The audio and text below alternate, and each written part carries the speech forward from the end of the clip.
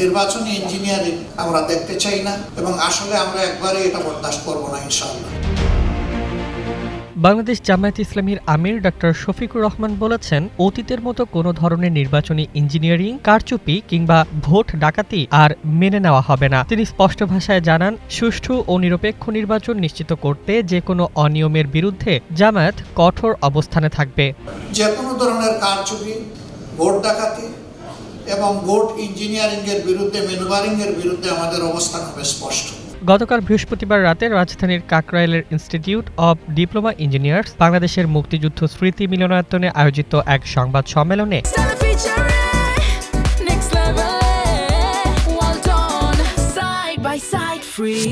তিনি এসব কথা বলেন। জামায়াত সহ 11টি রাজনৈতিক দলের নির্বাচনী ঐক্যের চূড়ান্ত ঘোষণা দিতে এই সংবাদ সম্মেলনের আয়োজন করা হয়।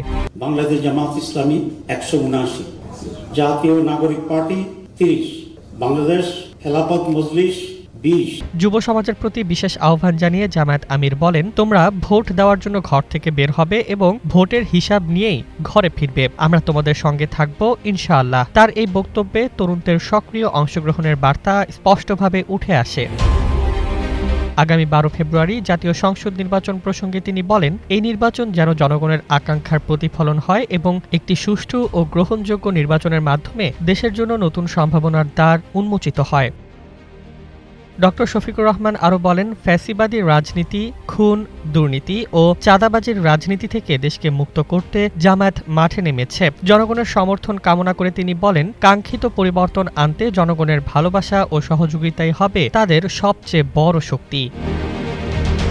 ডেস্ক রিপোর্ট, জয় জয় দিন।